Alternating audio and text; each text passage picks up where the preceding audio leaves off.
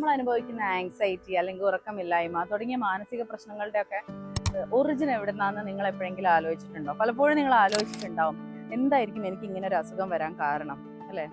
എന്നാ ഞാൻ പറയാം. നമ്മൾ ചെറിയ കുട്ടികളായിരിക്കുമ്പം നമ്മുടെ പാരൻസ് ചിലപ്പോൾ നമ്മളെ ട്രീറ്റ് ചെയ്തത് അല്ലെങ്കിൽ നമ്മളെ അനുസരിപ്പിക്കാൻ വേണ്ടി ശ്രമിച്ചത് ചെറിയ ചെറിയ ഭയം ഇൻഡ്യൂസ് ചെയ്തുകൊണ്ടായിരിക്കും. ഭക്ഷണം കഴിച്ചില്ലെങ്കിൽ പോക്കാച്ചി വരും, അല്ലെങ്കിൽ ഡോക്ടർ വന്ന് ഇഞ്ചെക്ട് ചെയ്യും, എന്തെങ്കിലും തെറ്റായ കാര്യങ്ങൾ അവർ ചെയ്യുമ്പോൾ പോലീസ് വന്ന് പിടിക്കും, ഇതുപോലെയൊക്കെ പറഞ്ഞിട്ടായിരിക്കും അവരെ നമ്മൾ അനുസരിപ്പിച്ചിട്ടുണ്ടാവാം.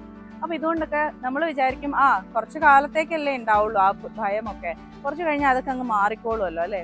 നമുക്കത് ഫീൽ ചെയ്തിട്ടും ഉണ്ടാവും. കുറച്ച് കഴിയുമ്പോൾ നമ്മൾ പോലീസുമായിട്ട് ഇടപഴകും, ഡോക്ടറെ അടുത്ത് പോകും, എല്ലാം നമ്മൾ ചെയ്യുന്നുണ്ട്. പക്ഷെ കുഞ്ഞായിരിക്കുമ്പം കുട്ടികളെ പേടിപ്പിച്ച് അനുസരിപ്പിക്കുന്ന രീതി അവരുടെ ഉപബോധ മനസ്സിലൊരു ഭയം ജനറേറ്റ് ചെയ്യുകയാണ് ചെയ്യുന്നത്.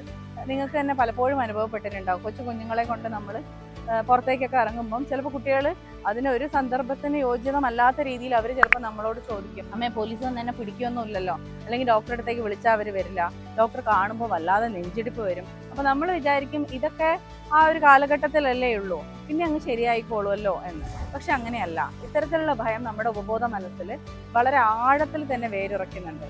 പിന്നീട് ഭാവിയിൽ നമുക്ക് എന്തെങ്കിലും ഒരു മാനസികാസ്വസ്ഥത നമ്മൾ അനുഭവിക്കുമ്പം, അല്ലെങ്കിൽ എന്തെങ്കിലും ഒരു സ്ട്രെസ്ഫുൾ സിറ്റുവേഷനിലൂടെ നമ്മൾ കടന്നു പോകുമ്പോഴായിരിക്കും നമുക്ക് ആക്ച്വലി ഈ ഉള്ളിലുള്ള ഫിയർ ഒക്കെ ട്രിഗർ ആയിട്ട് പുറത്തു വരുന്നത്. അത് പലപ്പോഴും ഡെല്യൂഷൻ പെർസിക്യൂഷൻ ആയിട്ടൊക്കെ ആയിരിക്കും വരുന്നുണ്ടാവാം. ചിലപ്പോൾ നമുക്ക് തോന്നും പോലീസ് വന്ന് നമ്മളെ പിടിച്ചു കൊണ്ടുപോകും, അല്ലെങ്കിൽ തൂക്കിലേറ്റും, ആളുകളെല്ലാവരും കൂടെ വന്ന് നമ്മൾ അടിച്ച് മർദ്ദിച്ച് നമ്മൾ അവശരാക്കും.